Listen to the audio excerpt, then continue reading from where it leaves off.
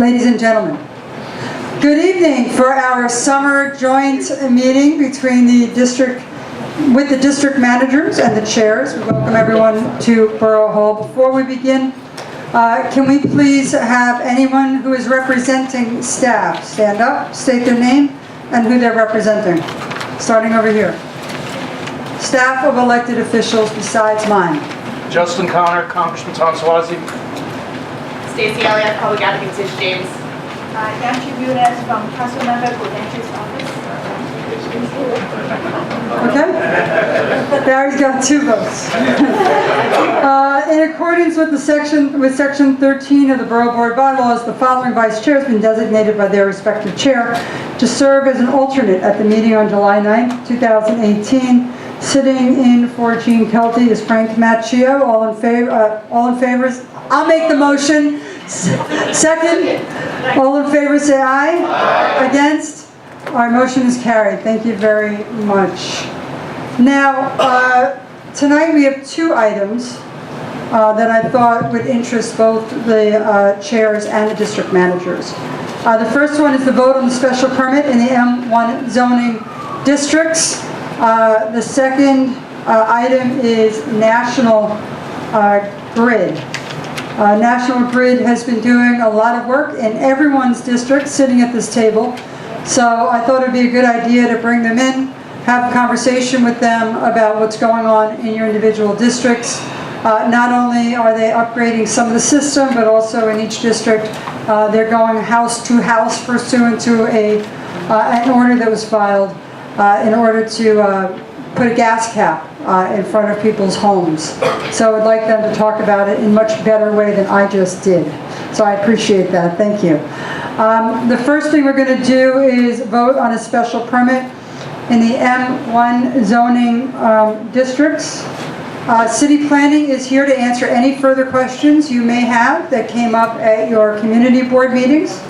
I will tell you what the tally of the community board meetings was before we, or some of the conditions that everyone had before we take a vote. The proposed zoning text amendment would establish a new special permit under the jurisdiction of the City Planning Commission for new hotels in all M1 districts citywide. And to be clear once again, because it keeps coming up time and time again, right now, in an M1 district, a hotel is as of right. This will restrict hotels in an M1 district unless the city process is followed as a special permit. Just making sure that everyone is clear on that. This would add a discretionary process pursuant to special permit findings for the review of a new hotel. With changes to manufacturing and industrial uses, land in the M1 areas are most likely the larger tracts of buildable land in the city. The proposed special permit would be subject to the full ULURP public review process, which includes community boards, borough presidents, City Planning Commission review. And then it would be reviewed. The City Council can elect to review a special permit application, and mayoral review is optional. As proposed, this provision will include all M1 districts except airport properties and areas adjacent to airports. My understanding is that when the city planning came to the community boards at that effects, that they talked about that. Another exception would be transient hotels used for public purposes. Tonight we welcome Barry Dinnerstein once again from the Department of City Planning, who's here to answer any remaining questions. Where is my list? Thank you, Barry Dinnerstein. So you all know, I think, how you voted. Would you like me to just go over it, or would you like me to? Okay. Community board, so everyone did it with some sort of conditions, but in general, and the conditions included exemption of hotels for public purpose. One community board said any transient facility, even for public purpose, should be also subject to special permit requirements. One community board said all hotels should be subject to special permit, which I would, on a personal level, agree with. But one condition was that the properties surrounding the airport also be included for a special permit requirement. And others are about homeless shelters. Community Board 1 approved, 2 approved with conditions, 3 approved with conditions for the same, 5 disapproved, 6 approved with conditions, 7 did not take a position, 8 disapproved, 9 disapproved, 10 approved, 11, 12, 13, and 14 all approved, either with conditions or outright. And so if there's any other further questions to city planning, anybody want to open it up for discussion? Okay. Listen, city planning, don't get used to it. It's not always this easy. I think you have a question. Almost. You're killing me, really? Betty? City planning, Betty. more questions for the borough president. Sure. In light of the fact that most of the boards that did vote on it did attach a petition of some sort, would it be appropriate that the motion of the borough board that grant the borough president the latitude to work those conditions when appropriate into the borough board recommendation and to accommodate those that they cannot be conditions for one legal standing, be attached as a letter. Yes, I thank you for that recommendation. And in the draft Borough Board recommendation, we didn't hand it out yet because we wanted to also include the comments at the table. Each community board is listed separately with the conditions that they asked for in their approval or disapproval. Okay? So it'll be right in the recommendation. All right, we learned it from the other application, I guess, that we did. We figured we got an easier way of doing it, right? Any other questions or comments? So this special permit will go through the ULURP process? Yes. The difference here is that the city council is not required to vote on it. In most cases, the city council will vote on it, but unlike a standard ULURP, the city council has a discretion about whether it wishes to vote on the item. This is not a text amendment. It is not a text amendment, it's a special permit. And it's a call-up. Is that the idea? Be a call. So what happens, so just to put everybody on the same page, what happens is that the city council, when this subject will come up, which most of the time usually would be controversial to some extent, which is why we're doing this, right? The city council needs to get five signatures of other council members to bring it to the House, to the council. It's never denied. And then it goes through the actual vote on the city council. Right now, they need nothing. Just, FYI, just to reiterate that again. Right now, M1 zone needs absolutely no permission for a hotel. Is that correct? That's correct. This will go through a community board. So the community board will always get this. The borough president will always get this. The question is whether the council members then will decide whether they want to call it up and have a full hearing at the city council to vote on this. And I would assume, since I've served there and I'm very familiar with the process, usually when a hotel goes in, the council members would want to call it up. Okay? All right. Hello, Councilman. Did you get my last text? Okay. So just so you're, because never mind. That's it? You taking the vote? Do I have the list for the vote?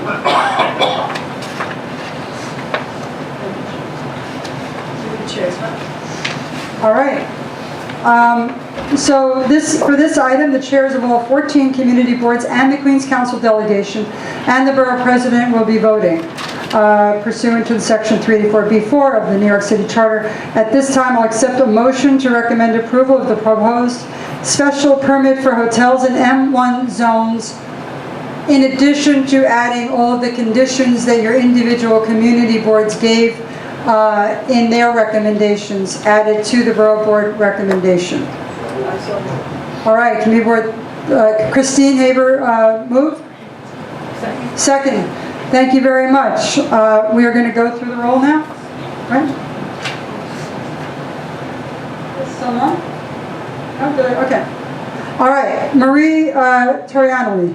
Yes. Torianelli. I'm sorry, and I have my glasses on. I have no excuse. You vote? Yes. Yes. And I'll assume that all the conditions from your individual community boards take hold, okay? Unless you say otherwise. Denise Keane-Smith? Yes. Committee Board 3? Yes.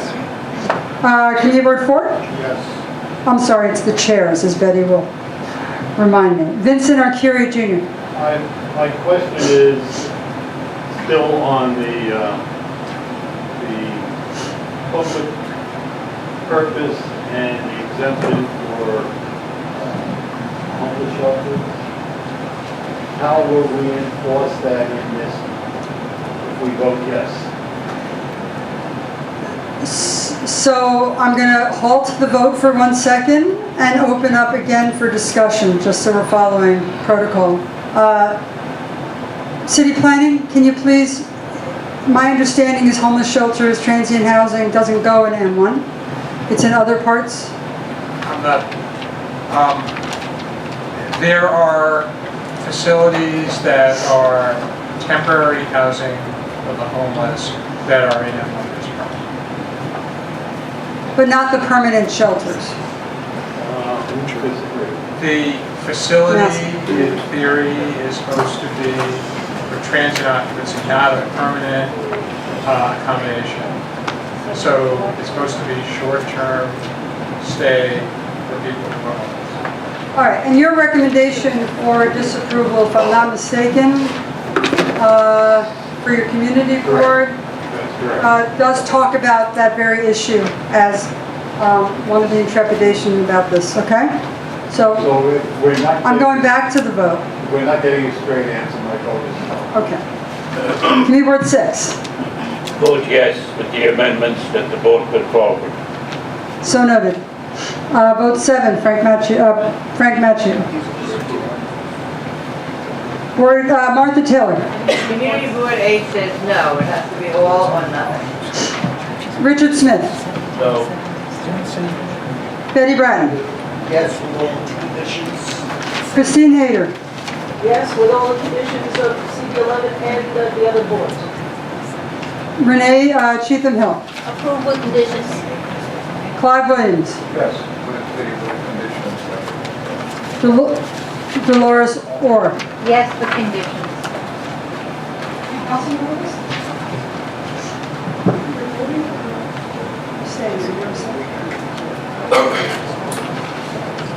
What? Paul Malone? No.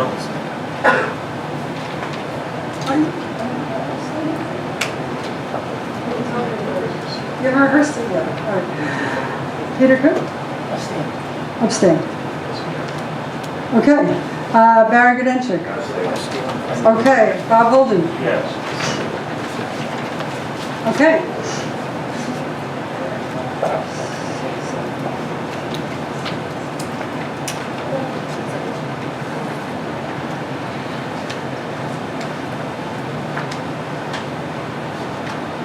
Eleven to 4, the motion is carried. Thank you. We will keep the roll open until the end of the meeting for other council members that might join us. We thank everyone. We look forward, City Planning, we look forward to this, seeing how this seeing how the special permit works over the next several years.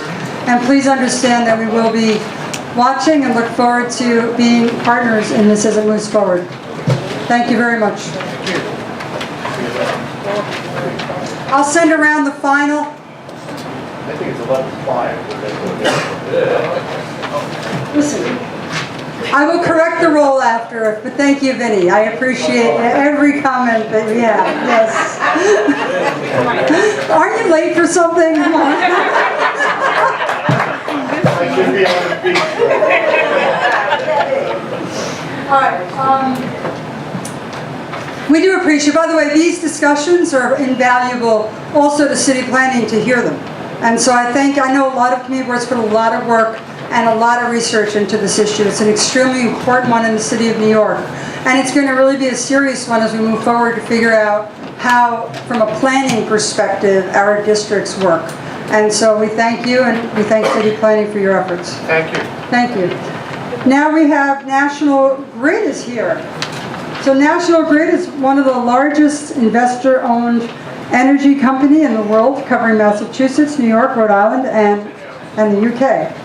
National Grid is, I didn't know that. National Grid is dedicated to delivering clean energy to support the world long into the future. The company works with stakeholders to promote the development of sustainable, innovative, and affordable energy. With us is Juan Santiago, a representative of National Grid's Customer and Community Management Office.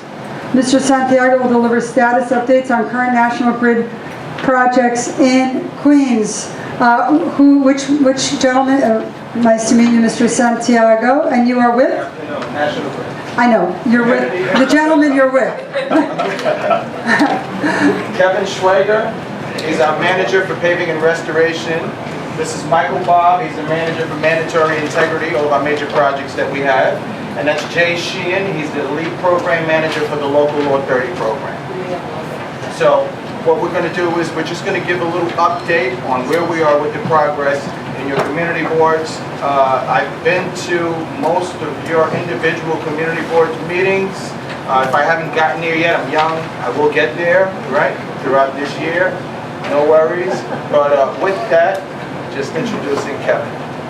Well, first off, I just want to say thank you very much for giving me a few minutes just to kind of give everyone really an update and I guess speak for a minute about an initiative that we're rolling out. So, first off, the biggest thing, our mission in paving is really the quality that we deliver, and obviously the microphone is.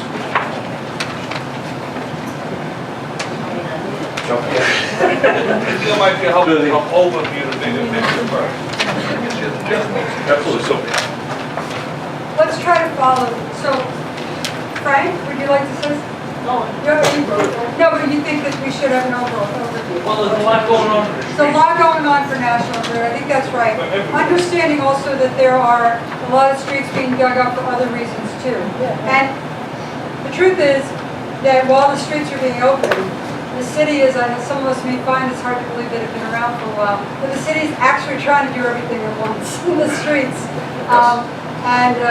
It's been more than one occasion where I've seen work happening that National Grid was there, and a week later, it wasn't National Grid, but I blamed you guys anyway, right? And so I found out it's another agency that was doing work while the streets are open. So I think sometimes there's confusion on that.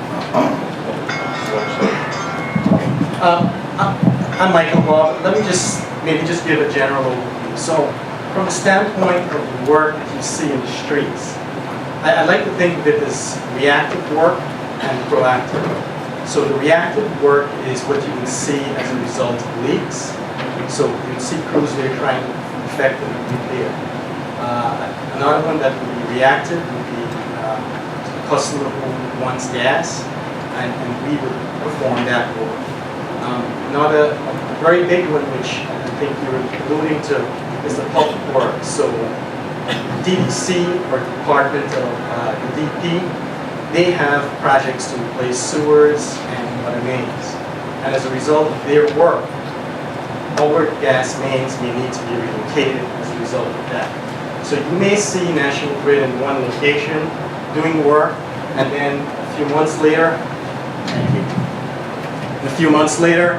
you will see a sewer contractor or a water contractor in that area.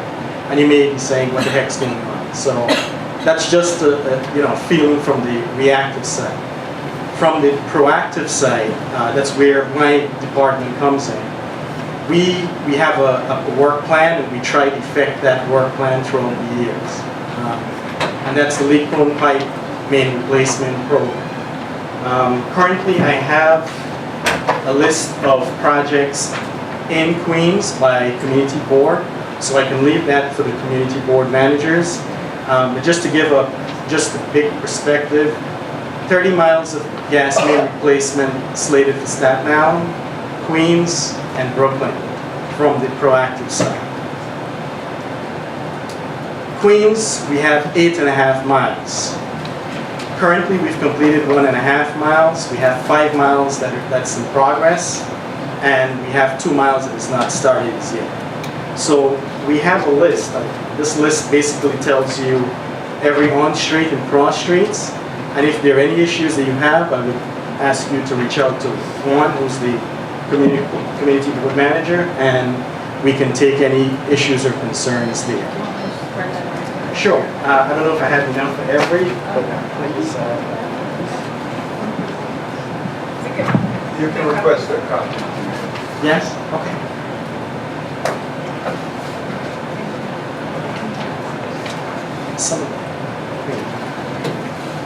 Thank you. Any questions? Vinny or Curry?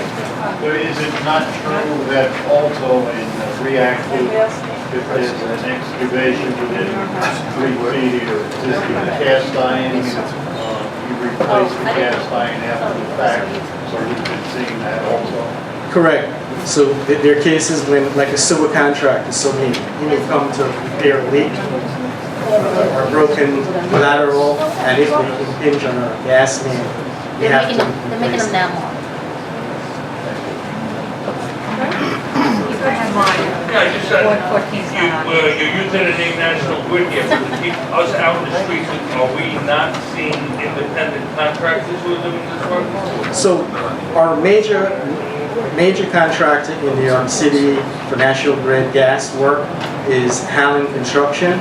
So you'd probably be seeing them a lot. There are a few other contractors, so like a paving contractor is New York Paving, and then we have a few other contractors which maybe Jay will speak on with regards to his program. And are those primary contractors have the ability to subcontract out without your knowledge? No. And I'd like to say every contractor that works for National Grid, they actually have a National Grid ID card. It's in red. It does say contractor on it. If they do not have that ID card, they do not work for National Grid. I'm more concerned with the face that you see on the street amongst the mess and the progress is great, it takes a little bit to do that, I'm all for that. It just, you do more right about Bell Boulevard, it's kind of busy, you know, so. Ms. Bratton? Yeah, unless the map makers have been around and redesigned all our boards, take this back to the drawing boards. So it is it is. They're all wrong. Can I have a copy of it? Sure. I'm going off of the website, so. South Road is, Renee, is that South Road? Yeah. It says here 46.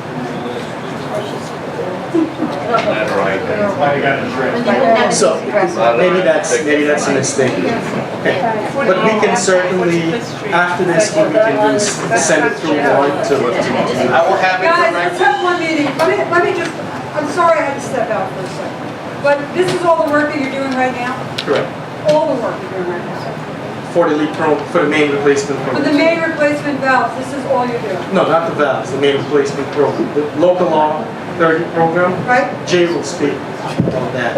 Okay, so these are the, when you're digging up the large streets, everything comes out off the street, the holes are everywhere, all the way down, the big pipes that are going in, that's what this one is. Okay, and these are the only locations, and the thing that's wrong is the community board identifications, is that the idea?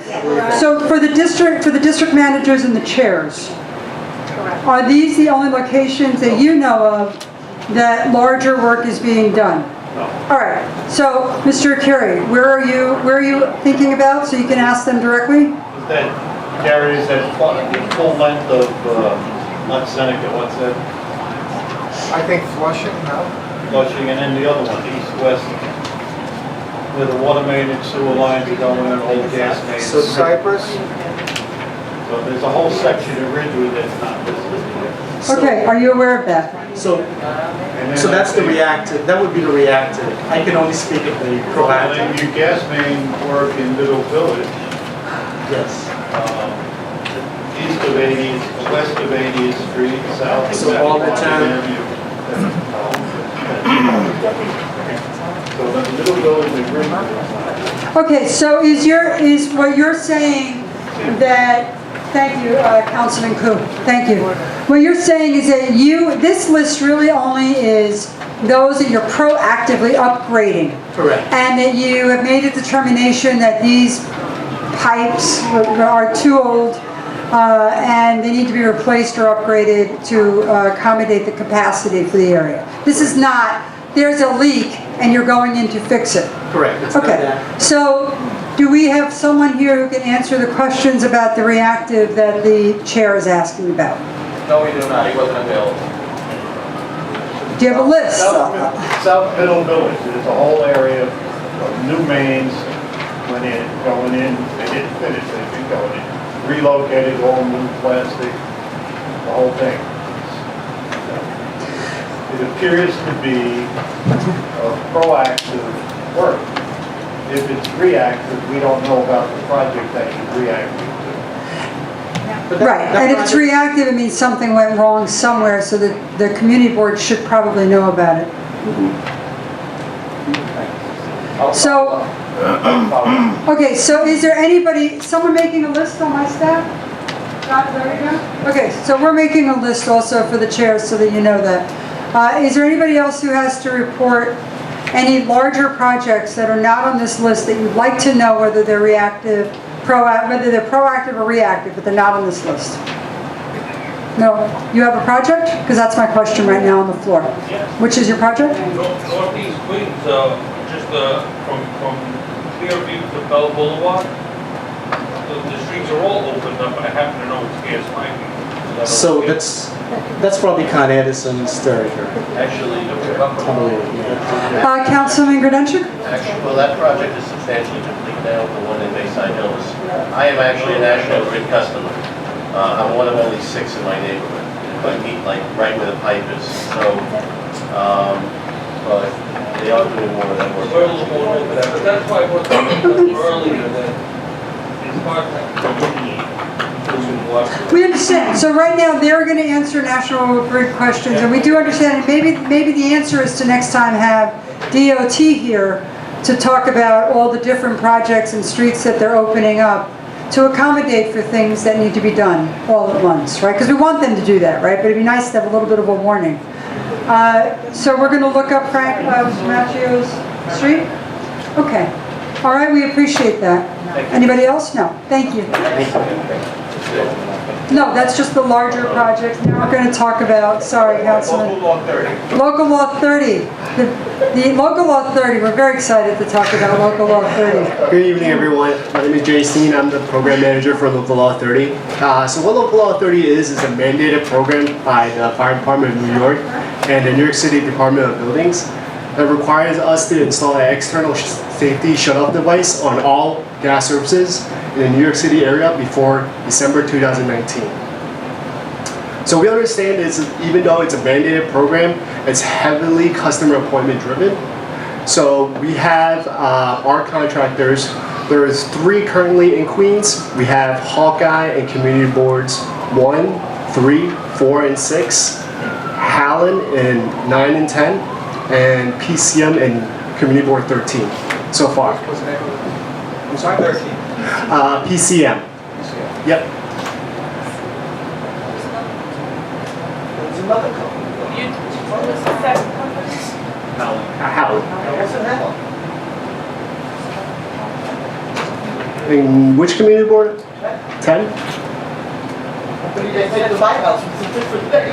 I can follow up on that, but I'm pretty sure it's. I don't remember off the top of my head, but it wasn't Allen. Allen's been doing water work at like, the gas was another company. What's community board 6, I'm sorry? Hawkeye. In 5, We're not in 5 currently right now. well, somebody's doing Local Law 30 in 5. In current community board 5. I can double check, but I'm pretty sure we're in 1, 3, 4, 6 currently. All right. So, Are you going to make a presentation on how we're moving forward on this and what we're going to do? Like how it works, which community boards you're in, what the status is in the community board? right, so we are in community boards 1, 3, 4, and 6, 9, 10, and 13 currently, and we do have 3 contractors working in Queens. So far, we've completed about 1,100 services out of the 16,000 remaining. So if we're not in the community board yet, we will be soon because this program is mandated and due by December 2019. And since it's very heavily customer appointment driven, we were working with the community boards and our contractors to send out notifications to everyone prior to them reaching location. So we actually have the local law 30 letters translated in 7 different languages to accommodate the landscape of Queens, that big diversity. So just in case if they don't understand English, they can request a letter be translated in Chinese, Korean, Spanish. There's also Urdu, Bengali. Yep. Okay. So let's start from this part. So everybody knows what local law 30 is here at this table. So they have to go into people's homes in order to tap the gas and put on and off, for want of a better word, ability onto either the sidewalk, the grass area in front, or the street, although there's been an argument amongst me and them about whether or not they should be putting it in the street or not, because I think they should try. The reason that we're talking about it here today as well is because the community outreach in the very beginning was not the best it could be. They've improved that immensely. And now knock on the doors a few times before they just knock and say, we need to come in and close your gas, right? So now there's at least 2 or 3, how many outreach efforts is there before they actually come and say we need to shut off your gas? So we do have a series of about 3 letters. The first letter is prior for the crews before they reach the location to try to make the appointments. The second letter is while the crew is on site. While we have someone physically working in the neighborhood, they'll go and put another second letter. And before the crew leaves for the block, we do have a final letter that we also post physically on your doors as well. Okay, and every house needs to be done?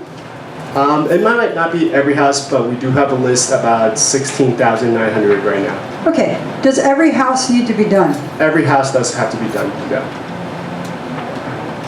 Every house that... Because you just said no and then you said yes. Some of them have been done. Some of them have been done, I get that. But every house needs to be done? Correct. Okay, and when you go, what's the first go-to as to where to put the, for want of a better word, the small little manhole cover, right, that goes in the front? What's the first go-to for that? The first go-to is on the sidewalk. The second would be in the grass area if the customer allows us to. And the third will be on the streets. Okay, so I had spoken to National Grid several times. I thought we were at a place where it wasn't going first on the sidewalk, but that it was going to try and go between the street and the sidewalk, right? And usually that's either a grass path or it's an area where the utilities are, like the street lights and stuff like that. Right, so we do make an attempt to go to the grass area, but not everyone wants their grass area to be dug. So is that the first go-to though, if they don't mind, or is the sidewalk? That would be the first go-to if they don't mind. If they allow us to do the grass area between the sidewalk and the house, then we would absolutely do it in that area. And do they know that? Correct. The contractors do know that. They'll work. Do the people know that? Do the people know they have a choice? Yes, the contractors will ask our customers if they would like to install the curb out inside the grass area. If there is a grass area in the homes. What about the street? I'm sorry? What about the street? The street would probably be our last option. Why? I mean, I know what you're saying, but like they would say before the cars, but I'm just asking why. Is that a problem technically, or is it just the cars? It's so because the whole point of this program is to install a safety shut-off device. If we put it on the street, sometimes there's cars parked on top of it, so it's not really accessible at that point. In the sidewalk, you really don't have much blockage. So in case of emergency responders, we're able to secure the gas. If there's a fire, you might have a car parked in front of that house too. I'm just saying, right? So, Right. all right. But the constituents know they can pick the sidewalk or wherever they would like it to be. So we do work with all our customers, and it's not really first by street or sidewalk. It's really if there's a grass area or a sidewalk first, and then by street if we really have to. Okay. All right, I'm going to go, okay, so Florence, and then, go ahead. I'm sorry, Florence, you go first. Good evening, Madam Borough And then Marie President. Adams. Marie. My question is, with existing infrastructure and if the residents have sprinkler systems that were grandfathered in, is there any interference with the sprinkler system and such to put it in the grassy area? Would it then not be an optimal place to put it? So usually before we actually do any work, we get markouts to make sure we have excuse me, all the current services aligned. So it's hard to say, but the contractors will work with the homeowners directly. Marie? The answer is no. The answer is no. If you have a sprinkler system, I have 25 years of experience in National Grid. I've worked on the other side. I've actually, worked construction. So the answer is no. We'll go under it. Our pipes are 3 feet underground, between 2 and 3 feet. Your sprinkler systems are generally inches underground. So no, there won't be an issue, and there won't be an issue with any water going into our valve or valve cover. I want to know how the contractor tells the resident that they have choices. Is this something that's a verbal thing?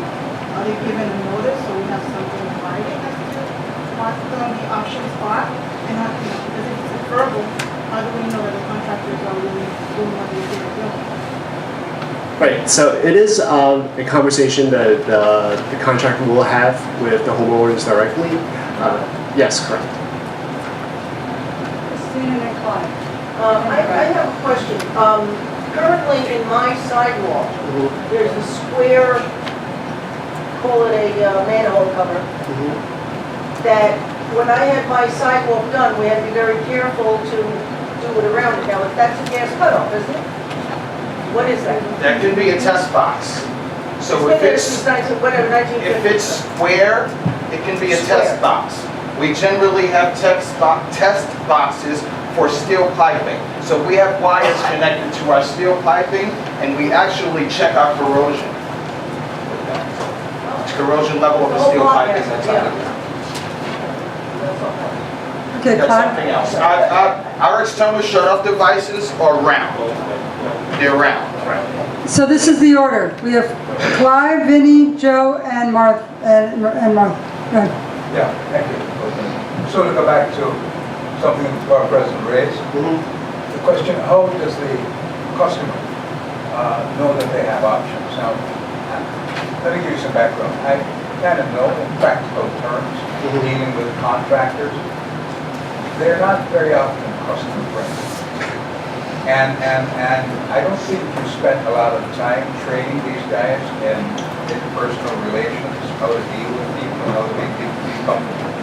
So in their implementing this is, in practical terms, they want to get it done as quickly as possible. So how do they communicate to the customer that they have choices? And how do you measure that in fact they do? So and my other concern is how are you messaging this? Because in my community, I'm not hearing that you're coming in the community and you're doing this. Are you messaging this on radio? Are you messaging this through the papers, the local community papers? How are you messaging this? Perfect, if you don't mind. So, in my experience, any homeowner, when you go out there and you're going to tell them you're doing work on their home, They want to know exactly what you're doing and where you're doing it. That's when the conversation takes place. Where are you digging? Well, I'm digging here. Well, no, you can't dig there. Well, I can put it here, or I can put it here. That's that part of the conversation that happens. The second part to your question with the notifications. I myself have reached out to community boards that we were in. We had a meeting with the community boards in Queens that were involved beforehand. My board. Correct. Yep. So I came out, I spoke, so I try to do as much outreach beforehand. And if, I can't get to you for whatever reason, the contracting team, they go out there before they're in the area and they also leave those notices. But you didn't talk about overall messaging. Is National Grid backing this up with some kind of As far as communication the strategy options, and getting the customers to know that we are doing this on a large scale and we need your cooperation? as far as the initiative How is itself, National Grid messaging this to the community? well, In larger terms. well, In I just, other words, in the implementation of most programs like this, there is some kind of promotion. There's something that says on radio, TV, the local newspaper, that National Grid is going to be doing this. So, no, we haven't done any media. No, we have not, if that's your question. No, we haven't done any large-scale communication. I'm relying on going to the district managers, going to the meetings, and spreading the word that. I'm relying on myself being always available to take any phone calls, and I've spoken to many of you a few times about different issues. But for many people, they're volunteer people, they go to work, they come back and they so how would you get to that? So, And for that person, that's why before we get there, we leave that door hanger beforehand, and in hopes. And then if that doesn't work, they hear the noise on the block and they'll go, what's going on? Okay, we have a point of information from Councilman Holden. So there's you said a door hanger goes onto the person's home. Yes. What about a formal letter from National Grid saying, we're going to be doing work on your home such and such a date? Does that go out? A mailing letter? Oh, mail, yeah, US mail. No, so currently don't have a mailing letter, but a physical letter is actually placed on the customer's home before the contractors get onto the site. Well, I think it should go through US mail. Because if somebody, any scammer can put something that I'm going to do work on your home. And this way somebody can call back. I don't know why these companies, your company, is not actually sending mail. It could even be a registered mail, certified mail, but it should be a letter that we can return a call or return some kind of communications. I don't understand. Door hanger, I would, we got scammers doing that all the time. So I think it's. So I got a letter on my house. So I didn't get a door hanger, but I got a letter, much to what the councilman's talking about. But I'm not sure it talked about different choices that I had, and all it basically said is we need to get into your house and turn the gas off to be able to do this. and that can be duplicated. So I guess the issue is whether they know they have choices and like the placements and stuff like that. Is there a callback number on there There is a phone number. to the contractor or to National Grid? To contractors. Okay, so when your boss, I know bosses, whatever it is, when other people were here last month, I had asked them to also put a phone number for National Grid for any complaints on that letter. And I would highly suggest you do that. I mean, if the contractor's doing a good job, then there's no reason anybody would call, right? We have a list, hold on. So Vinny, Joe, Martha, not you anymore, right? And then Dolores, and then Betty. So Vinny. In most of the R5 semi-attached front 15-foot setback situations, you don't have the option for the grass because that's where Con Ed has a service end box. And I've had a couple of occasions that even when they did some work at the street, they cut the Con Ed line. So there's a little lack of coordination, but you don't have that option all the time. Right. Okay. Joe? Hennessy? I'm a contractor, and I go on your lawn. It's a lot cheaper than going on the sidewalk. How do you supervise the contractors? You're saying the contractor got to notify the people where they want it put? Okay, how do you supervise the contractor? And no, for me as a contractor, it's a lot cheaper to do it on the lawn than on the sidewalk. On the sidewalk, I'm restricted to the city, I gotta bring it back to what it should have been. How many sidewalks and how many lawns have you done at the present time? I'm sorry, I don't have the exact number of lawns versus... Roughly. Half and half? It's 50/50. 50-50. But if I'm the contractor, I prefer the lawn, because it's a lot cheaper for me to dig a hole in the lawn than dig it on the concrete outside on the sidewalk. And I would like, I don't know how you can supervise it, but you're the people that are doing it, and you're supervising the contractor, but it seems to me you're throwing everything on the contractor. He's got to notify the people where they want it, etc., etc. And how do you know that the contractor really notified the person where they want it done? To answer that question, every contractor that we have in the street has a National Grid contracting inspector attached to it. Every contractor, everyone, has a National Grid employee attached to it. What's the inspector's responsibility? To make sure that they're doing everything that was within their contract. To see the job is done right, but how about the communication to the customer? That's a part of their contract, they enforce the contract, absolutely. And they speak with every householder regarding the conversation the contractor had with them. That's what they were contracted to do, yes, and that's what the inspector makes sure that they do.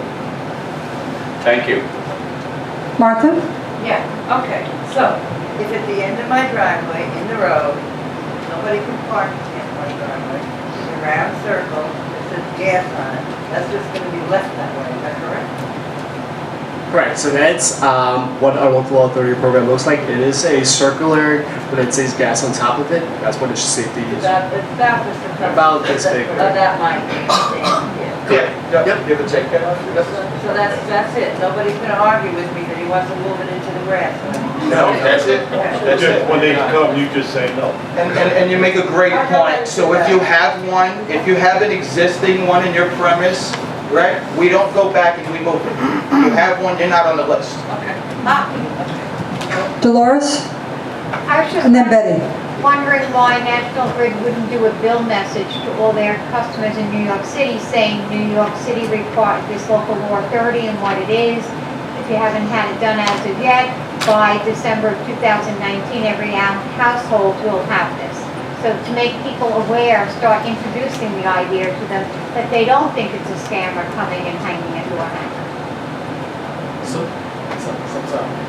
before he got, so we did try that sometime before, but it was a customer who actually sued the company for texting some of that stuff. They didn't want to be texting. A bill insert, if you mail in a paper bill, a bill message if they're getting an internet. So that's something we can certainly look when we go back. Maybe not for them, but certainly better in terms of we have it before.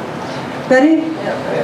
I just want to see that, you discussed with the customer about this thing, because you guys just did my house within the last 2 weeks. They came in my house, they did the work inside that they needed to do. They found it out in the street and did whatever they did. Nobody asked me that I wanted it in my grass or my sidewalk. In fact, I don't even think it was installed, because I haven't seen it. So, are you guys coming back to something else? Was it local law? Just a little, the water people are also thinking that I block every day. So if I can make some suggestions, I think that, look, this relationship on this local law started when my door was knocked on at 7 in the morning without any warning. And so that was about a year ago. And that's when, we really started talking, I think, in depth about community outreach and what that would look like. But I do think the community outreach needs to have conversations with the owner about what choices they have, what you're exactly doing, all of that goes with it. I understand that now they have IDs, the contractors, that's a good thing. The warning, I've been warned, there's no doubt, someone knocked on the door twice. I don't know whether they're going to give me a choice when they come. I'll let you know. But I do think that these are things that we need to talk to our community boards about and our civics And if there are issues, they need to come back to us so that we can talk to National Grid about it. And I think that's really the way that we keep the contractors on a straight path, right? Is that they'll find out when we find out. I'd appreciate it if you put the complaint number for National Grid on that letter. I think that it's an important component. I appreciate that you put the contractor's number on, but they need to know that they can reach you, right? When I got National Grid, I didn't get Herman's whatever, contractor, whatever it is. So we want to know that we can reach you, and not everyone knows that. Issues that have come up, and then I'll open again if you have anything else, but number one, the colors of the pavement. I know your guys are looking at the colors of the pavement. They've now come up with a gray one.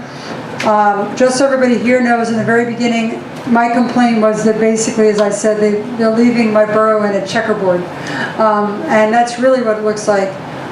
So I think they've come up with a gray that's not the stark white. I don't think it's going to make everyone happy. But if you could bring back that, I would appreciate again that they somehow accommodate colors. It's just, you look down a street, literally it's every other square is a different color. And when you get into the other areas, so Vinny, you'll tell me if I'm wrong.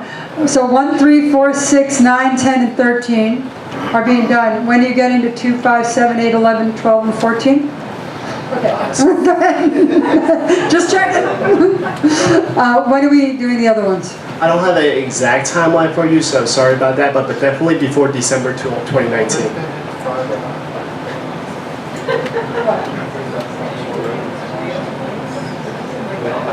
So before December 2019. Okay. Do the 16,000 homes need to be done before you start the other community boards? In your minds, like in. All the other community boards encompasses the 16,000. Oh, that's including the 16,000.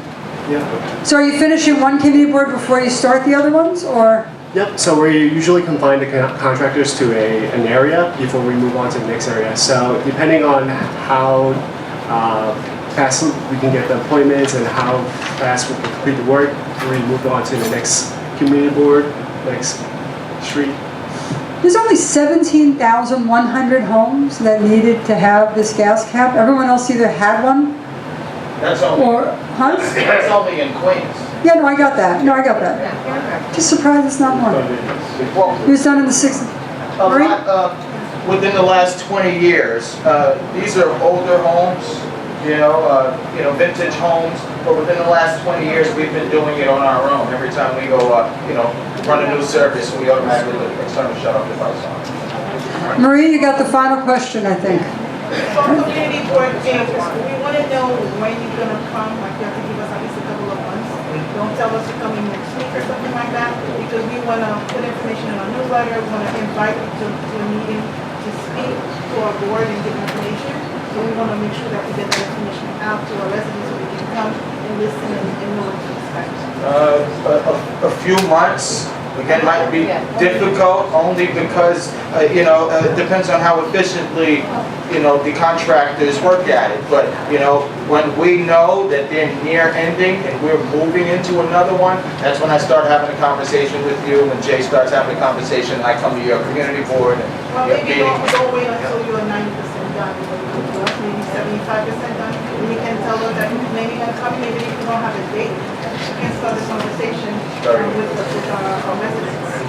I would highly suggest that in a borough like Queens, with 200 languages, and with a lot of, single-family homes, that you might want to consider doing some sort of community outreach in the local newspapers, something like that. I mean, it's not an expensive fix, to reach out to the local community, so they know when someone knocks on their door, it's not a hoax, right? I mean, because how many times people call our houses and like, oh, your electric bill last month was $124.36, and they're right, but it's not Con Edison, right? So I think you need to really figure out a way to have some better community outreach. And I would say that the only reason I know I'm right is because you guys have been trying this for how long? Sure. 2 years now? It has to be 2 years. You got 1,100 out of 17,100 homes done, right? It's got to be part of the problem is people aren't letting you in. I assume. Am I right, wrong, yes, no, indifferent? Okay, yeah, okay. I'm sorry, and recently we just moved back to Queens, so we just started at April, so we've completed about 1,100 since April. Okay. All right. Contact information for anyone who may have questions. I have cards, but anyone here, they can take my email. It's my first name, Juan, Juan, dot Santiago, Santiago,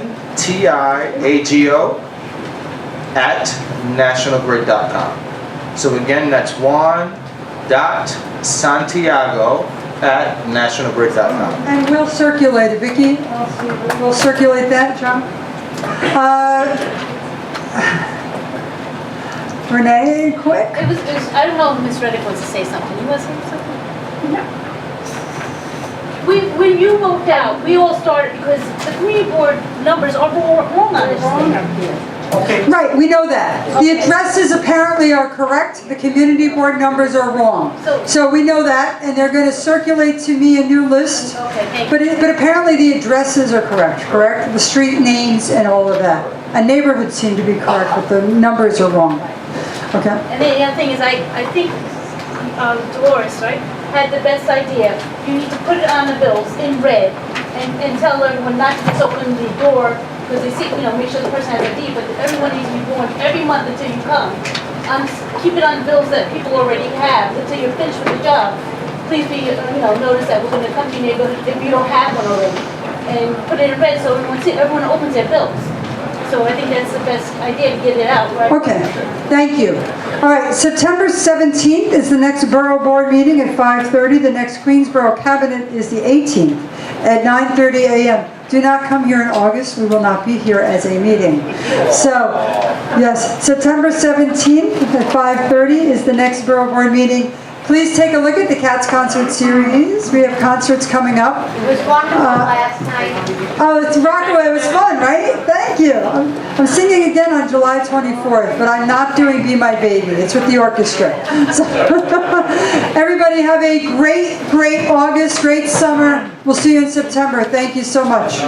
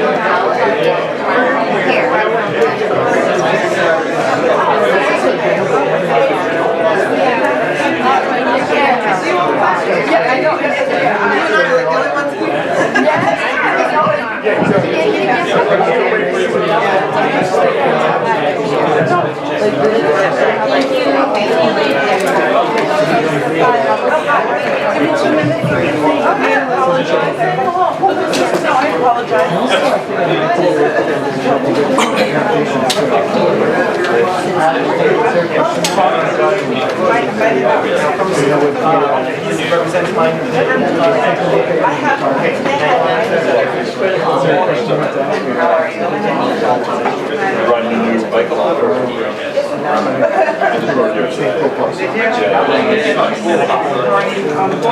going fast for it,